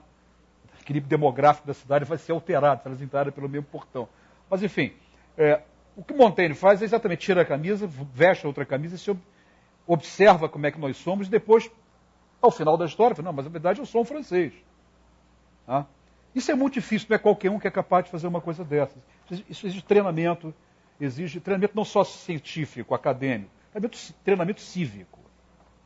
Precisa fazer faculdade para aprender essas coisas. Porque eu conheço muita gente que fez faculdade e não aprendeu. Certo? É o treinamento cívico, treinamento de escuta, de sensibilidade para isso. Né?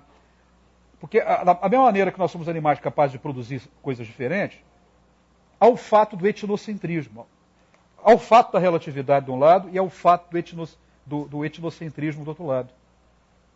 Os dois estão na vida. Aliás, os dois estão na vida porque um está e o outro está também. Quer dizer, os dois, né? O etnocentrismo é uma consequência da relatividade. E não somos nós, só nós que somos etnocêntricos. Há um belíssimo filme dos anos 60 ou 70, Little Big Man, acho que é esse, Pequeno Grande Homem, em que aparece uma sociedade americana, acho que eram os Cheyennes, e uma tribo específica dos Cheyennes se defendia como the human being, né? Seres humanos. Se apresentava assim, nós os seres humanos. Quer dizer, esse é um etnocentrismo quase que natural, espontâneo, né? Que é achar que a ponta seca da humanidade está fixada na gente. Né? Imaginando que o espaço humano seja um círculo feito por um compasso, é cada um de nós imaginar que cada um de nós tem a ponta seca. Então, a consciência espontânea é etnocêntrica. Né? A consciência espontânea é preconceituosa. Né? A consciência espontânea vendo o outro estranho. Né? Então, essa escuta que eu estou falando, que eu estou mencionando para a diversidade, para a presença da relatividade, é a mesma escuta do descentramento. Né? Do descentramento. Há vários argumentos interessantes. O argumento contemporâneo mais forte disso foi feito, já homenagem, morreu, faleceu há pouco tempo, foi feito por Claude Lévi-Strauss, num belíssimo texto chamado Raça e História, que ele escreveu nos anos 50 a pedido da Unesco. A Unesco queria saber, promoveu um projeto para saber se havia alguma fundamentação científica na ideia de raça. Infelizmente, essa conversa está voltando agora, né? Certo? Com a tentativa de fazer do Brasil um país racialmente dividido. Né? Mas, enfim. Mas o que Lévi-Strauss vai dizer no século passado, nos anos 50, é que ele e outros... Essa categoria não faz sentido, quer dizer, que existe uma humanidade diversa. Né? E o que aparece no argumento dele é exatamente o fato de uma diversidade absolutamente incontável. Né? Ele afirma a diversidade como alguma coisa fundada na cultura que não tem nada a ver com qualquer discussão a respeito de raça. Né? Esse é um argumento fundamental, quer dizer, da diversidade e da diferença, que passa a ser mobilizado desde então contra a consciência espontânea do etnocentrismo, né? De que, quer dizer, o grupo em questão é a referência. Isso é um tema muito difícil, porque, por outro lado, nós não podemos deixar de nos considerarmos como referência para as coisas. Então, o que nós temos que fazer é um pouco algo que Hannah Arendt também sugeria, né? Praticar uma certa mentalidade alargada. Né? Eu não vou deixar jamais de ser quem eu sou, ou o que eu sou, mas eu posso me pôr no lugar do outro. É o conceito kantiano de mentalidade alargada. Tá? Isso não, quer dizer, apesar de ser um conceito kantiano e ter sido feito por Kant, isso não exige doutorado em filosofia para praticar mentalidade alargada. Tá certo? Personagens do mundo popular praticam a mentalidade alargada. Certo? Praticam. Sem conhecer Kant, sem conhecer o conceito. Então, não vai aqui nenhum travo de elitismo, que só aqueles que estudam filosofia podem ter. Mas é um desafio político, um desafio cívico, político, que nós temos, né? que é evitar esse centramento. Né?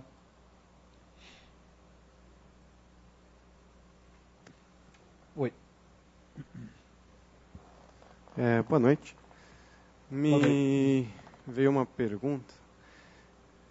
O senhor falou sobre o Montaigne, né? Uhum. E o método de pesquisa dele seria observação participante, no caso? Não exatamente. Não, ele nunca veio, ele nunca saiu. Ele saiu da cidade dele, mas nunca veio aqui à América. Tá, mas na época ele estaria estudando uma cultura completamente diferente, etc. Aí me vem a seguinte pergunta. Hoje em dia, a gente tem um mundo muito mais frenético e muitas vezes as pesquisas são feitas no próprio ambiente onde se vive.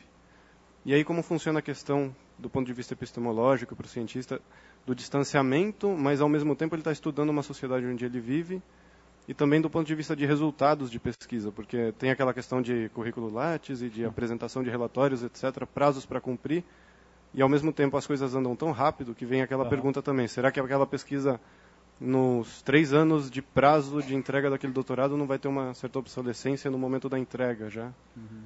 Como é que fica isso? Queria saber um pouco da sua opinião sobre isso. Não, questões sérias que você está trazendo. A menos séria de todas, a que menos, não que não seja séria, mas é menos aflitiva. né? E que eu não recomendo que você ou que qualquer um de nós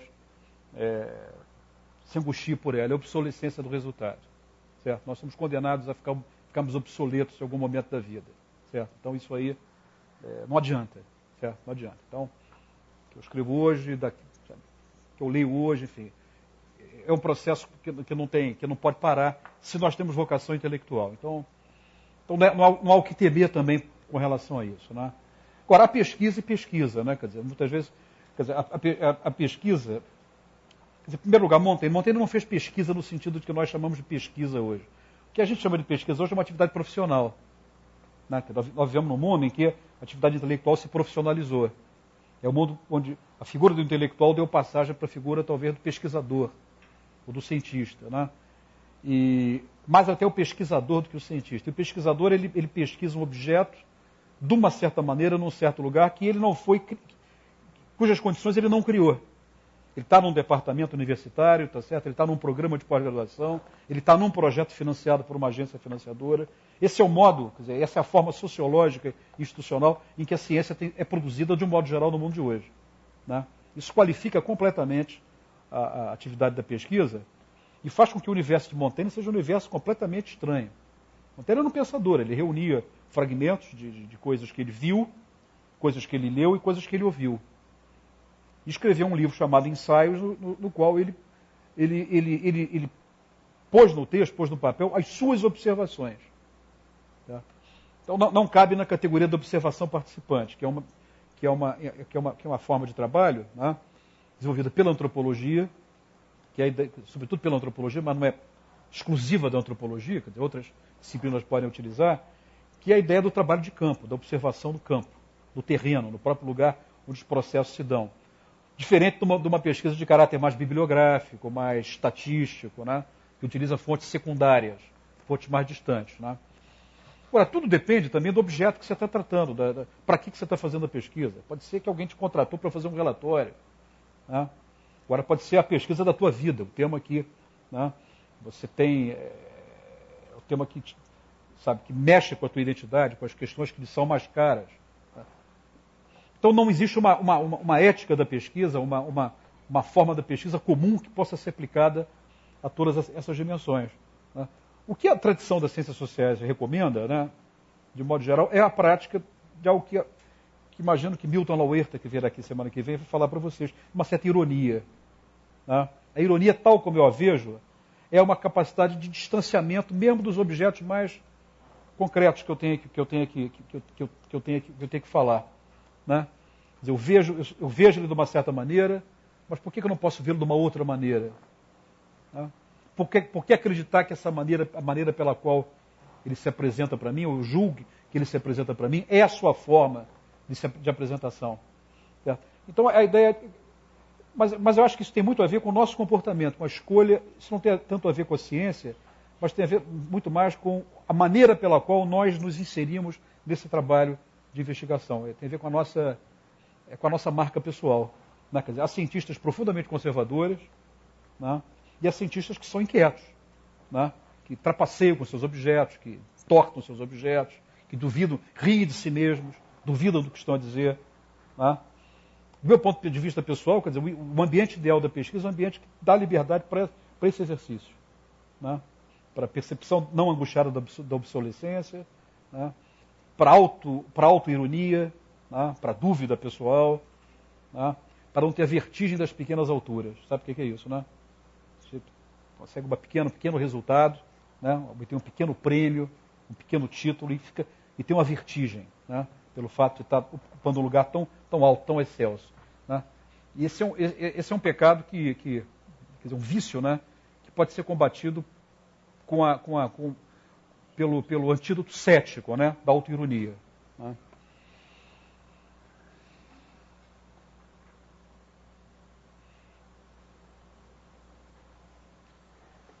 Mais algumas questões aqui do online.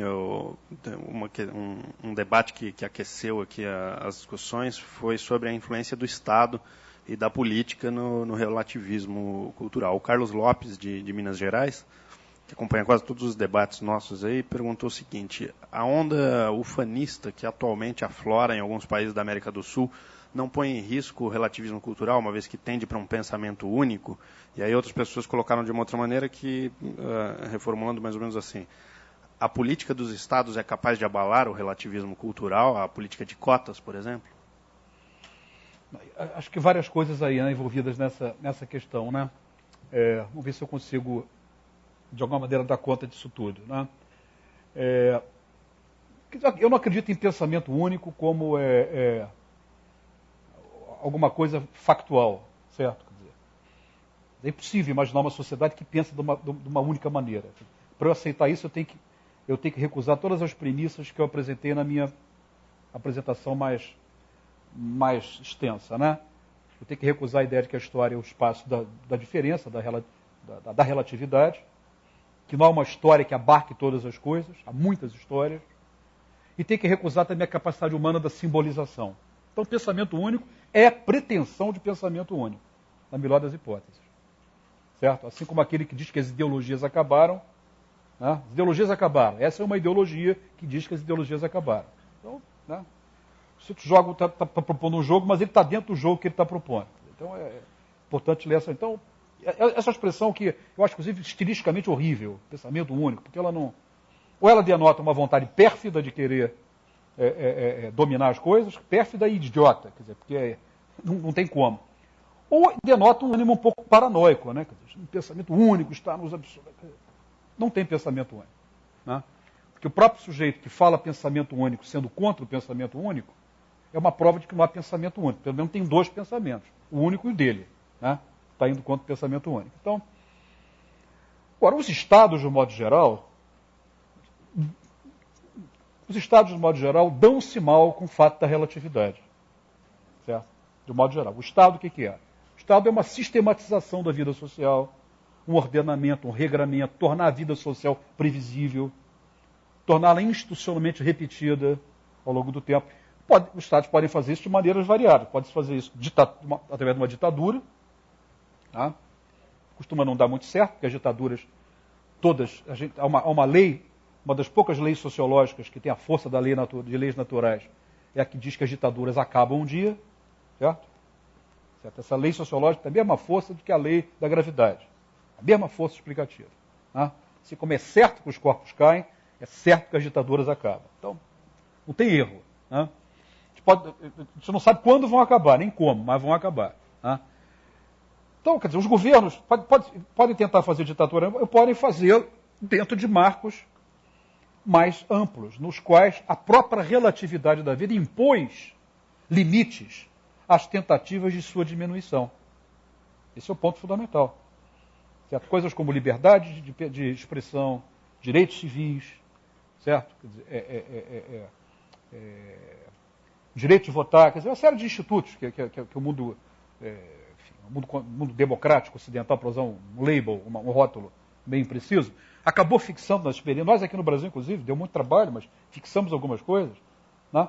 Essas coisas que nós fixamos como direitos, né, são, na verdade, uma atmosfera, um ambiente no qual essa diversidade da vida ela está acolhida. Certo? A despeito dos estados, de modo geral, serem regulados pela via serem marcados pela via da regulação, da repetição e tal. Né? Quer dizer, é da natureza dos estados se incomodar com a relatividade. Certo? É da natureza dos seres inscritos na relatividade criarem problemas e dificuldades para os estados. Né? Porque não pode acontecer o contrário. Você tem um estado que desrotiniza e cidadãos que pedem para rotinizar. Né? Pode até acontecer, mas alguma coisa de confuso aconteceu nessa sociedade quando isso acontece. Né? Mas a pergunta tocava em mais coisas, tocava na coisa das cotas. Né? Quer dizer, a coisa das... A cota tem... Essa discussão pode ser aplicada para muitas coisas. Quer dizer, a minha posição pessoal com relação a isso é contrária à fixação de cotas ou que reconheçam identidades culturais fixas.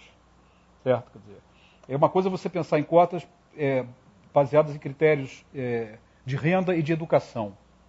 Certo? Por exemplo, estudantes do ensino médio de escolas públicas, tá? algum tipo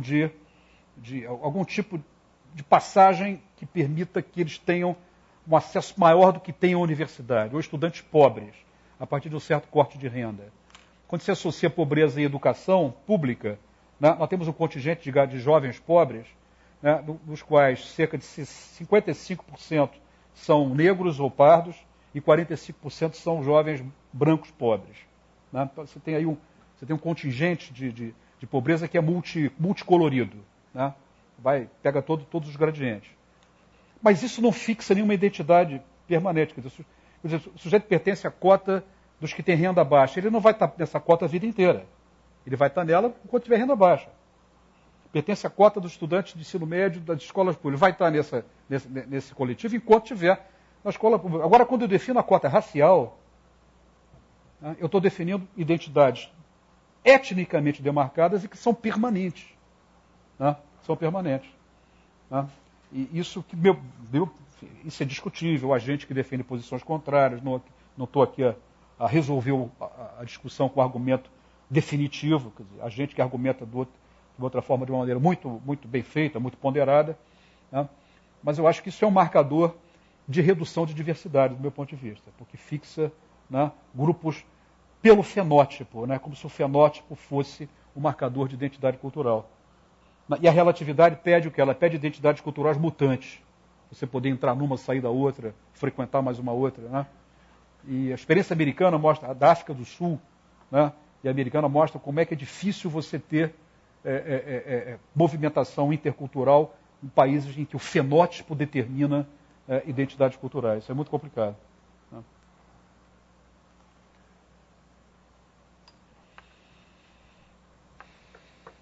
Oi, boa noite. Oi, boa noite. Na verdade, você, com essa tua fala, me faz pensar em muitas coisas. E eu queria a tua ajuda para pensar, uma delas que em determinada hora me surgiu uma dúvida, assim. Lá no meio, você chegou então à conclusão de que somos prisioneiros de nossas circunstâncias. E aí, em seguida, você partiu para a ideia de uma política que, para acontecer, precisamos sair de si. Tá. E aí eu parei aí. Tá certo. Fiquei aí. Na verdade, nós somos prisioneiros das nossas metáforas, né? Pelo jeito, né? Então, mas e eu vou ter que me explicar para você por causa disso, exatamente. Começa por aí. Mas pensando nisso, então, se somos prisioneiros das nossas metáforas, aí tudo bem, porque eu estava pensando nas circunstâncias, eu sou prisioneira das minhas circunstâncias, e se eu recebo elas enquanto símbolos, então as minhas metáforas podem se reinventar a todo instante. Mas eu quero que você fique por aí, me ajude a pensar por aí, e aí eu queria lembrar uma coisa da Hannah Arendt que ficou na minha cabeça e eu fiquei tentando trabalhar essa questão com isso. Tem uma passagem dela que eu acho muito brilhante, assim, quando ela vai falar do pensar. E aí o pensar arendtiano, quando ela retoma Sócrates também, e também aí a ideia de política da Hannah Arendt, que você está no mundo, mas é preciso se retirar do mundo e ter o 2 em 1, se desdobrar consigo mesmo, e aí fazer a conversa de mim comigo mesma, mas nessa conversa há um mundo presente, tudo aquilo que eu vivi. E aí é nessa conversa que há a possibilidade do novo acontecer. De nem eu acontecer, nem só um mundo acontecer, mas um novo acontecer. E aí o retorno para o mundo com essa política que é do novo, do nascente. Esses conceitos da Hannah Arendt ficaram na minha cabeça. E aí, por aí. Não, tá, legal. Você permite que eu mostre como é que nós somos prisioneiros, na verdade, das metáforas. Porque eu usei a metáfora do prisioneiro, né? Nós somos prisioneiros das nossas circunstâncias. Essa metáfora é complicada, né? Porque o que eu quero dizer com isso, né? E explicando isso, eu também eu respondo automaticamente a tua segunda ordem de questões. Somos prisioneiros no seguinte sentido: nós sempre estamos a viver em circunstâncias. Certo? A metáfora do prisioneiro, se calhar, é uma má metáfora, porque ela pode nos induzir a imaginar que elas são as mesmas circunstâncias. E as circunstâncias são mutantes. Só tempo mutante. O que não me é dado é viver fora de circunstâncias. Isso, se Deus existir, ele será esse ser que vive fora de circunstâncias. Ele é ele é tudo, né? Então, a circunstância tem a ver com o quê? Com limites da experiência, certo? Os limites do meu mundo, né? Eles são ampliáveis, ou não, podem ser também. A idiotia que afeta grande parte dos cidadãos contemporâneos é o quê? Que ela é a redução da experiência, redução da linguagem, do pensamento, da palavra, né? Do vocabulário. É impressionante isso, né? Então, não há que ter uma visão só otimista disso, não. Mas nos é dado também pensar a circunstância como desafio. Então, na verdade, é uma experiência curiosa, de alargamento das circunstâncias pela perspectiva de conhecer umas coisas, né? Mas, ao mesmo tempo, quando eu leio um livro novo, né, eu fico menos ignorante porque eu aprendi uma coisa nova. Quando eu leio a bibliografia do livro, eu descubro que tem 500 livros lá que eu não conhecia.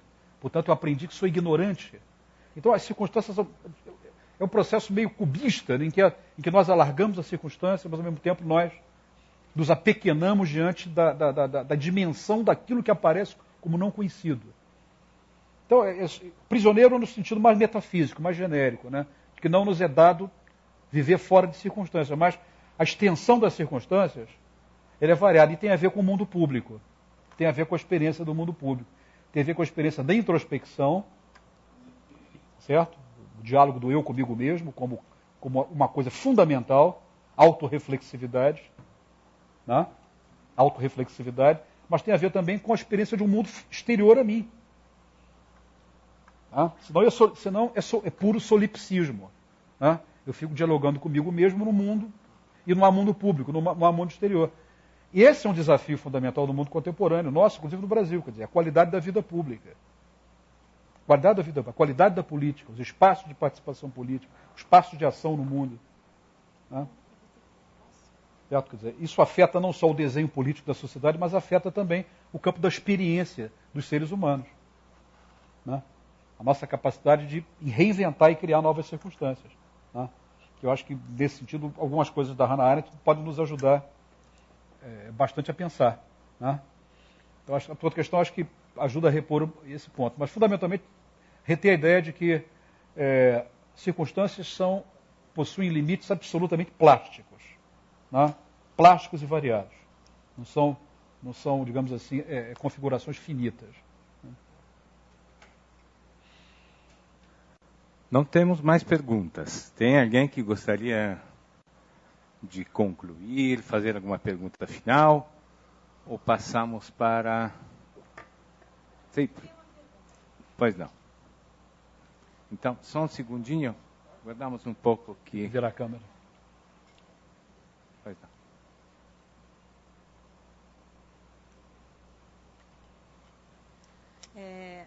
Boa noite. Boa noite. O senhor falou uma frase, a linguagem é o nosso modo de estar no mundo, né? Uhum.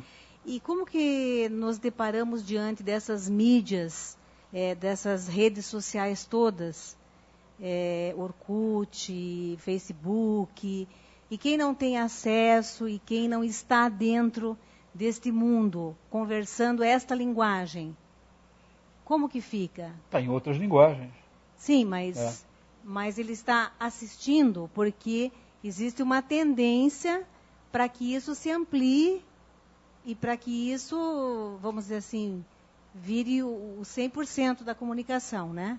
Uhum. Com as novas, cada dia surge uma nova. Uhum. E como que fica? Eu gostaria que o senhor abordasse um pouquinho a respeito disso.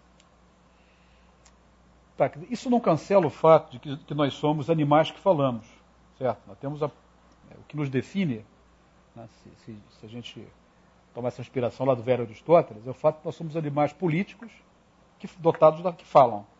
Animais políticos que falam. E a dimensão da fala é fundamental porque é através da fala que ocorre a simbolização. Simbolização do mundo. Quer dizer, simbolização em que sentido? Dizer, por exemplo, da forma pela qual nós gostaríamos que o mundo fosse. Né? Dizer o que é importante, o que não é importante. Isso é um dado antropológico fundamental dos seres humanos, um dado básico dos seres humanos. Ora, isso dá em condições sociais históricas específicas. Certo? Quer dizer, condições sociais históricas específicas. Quer dizer, o fato dessas redes existirem, né, elas não eliminam esse dado básico dos humanos, que é a capacidade da simbolização. O que pode acontecer, eu acho que isso está imagino que esteja na raiz da tua questão, é que no mundo bombardeado completamente por produtores de símbolos, certo? Será que no mundo desse a nossa capacidade pessoal de simbolização ela fica reduzida simplesmente ao uso de símbolos e de imagens que são produzidas que vem de fora? Esse é um desafio. Essa questão está posta já há muito tempo pelos pensadores que estão atentos à questão da cultura de massa, né? Uma discussão que tem já 60 anos, de atenção a isso, quer dizer, a multiplicação das fontes de produção de símbolo. Né? Televisão, quer dizer, acho que a televisão é talvez a mais forte dessas fontes, né? Pela sua capacidade, pela sua ubiquidade. Ela está em todo lugar, a todo tempo. Né? E realmente as pessoas que veem 6, 7 horas, 8 horas de televisão por dia, né? E realmente isso existe, ou até mais, né? Pessoas que assistem, por exemplo, programas de reality show, tipo Big Brother, essas coisas, que compram pay-per-view para assistir 24 horas por dia. Quer dizer, realmente alguma coisa, quer dizer, não é que deixaram de simbolizar, né? Mas é que é uma redução da capacidade simbólica a limites muito reduzidos. Né? E você, na verdade, pensa o pensamento do outro. Né? E desiste da autonomia, passa a ser um sujeito heterônomo, que não vive o mundo da autonomia. Quer dizer, alguns psicanalistas, inclusive, na própria clínica analítica, se deparam com pacientes que não conseguem simbolizar, certo? E passam ao ato. Eles agem, não falam. Né? E o que é do humano não é só agir, porque os animais também agem. O que é do humano é agir simbolizando. Né? Então isso tem uma outra conversa, que tem a ver com essa nossa, mas é uma outra conversa. Quanto da violência, né, urbana, por exemplo, tem a ver com isso também, com essa passagem ao ato de pulsões que não encontram expressão no plano do simbólico. E vão encontrar expressão que é na afirmação corporal, né, na virilidade. Né? Então nós vivemos desafios fortes, né, que dizem respeito às condições sociais da simbolização. Tá? Isso não apareceu na minha fala inicial, porque eu estava preocupado em mostrar para vocês o quanto nós somos constitutivamente animais que simbolizam. Tá? Esse meu ponto não está cancelado. Agora, é importante levar em conta também que há condições sociais perversas, né, que fazem dessa capacidade de simbolização algo que perde, né, perde potência. Né? Gostaria de corrigir a minha fala, dizendo que, na verdade, nós temos numerosas perguntas pela internet, mas o nosso tempo esgotou. Então, pedimos desculpas para as pessoas que não podem se manifestar e a gente não pode deixar que se manifestem. Mas gostaríamos de agradecer ao professor. Primeiro, antes de completar, professor, gostaria de só dizer uma coisa. Na próxima sexta-feira, não deixem de vir, porque nós fecharemos esse quadro sobre como a sociologia pode nos ajudar a enfrentar a crise global, com a curadoria de Maria Alice Rezende, com justamente Milton Lahuerta, que falará sobre ironia. Vejam você que é justamente o tema que foi tocado hoje também pelo professor. Então, gostaríamos de agradecer especialmente o convidado de hoje por trazer esse tema da diversidade, né, nos tempos de hoje, inclusive com esse termo de identidade alargada, como foi falado, né, com tanta clareza, profundidade e também ironia. Me parece que isso foi presente o tempo todo. Então, gostaríamos de concluir com um aplauso proporcionado à generosidade. Obrigado, senhor. Obrigado. Obrigado, você.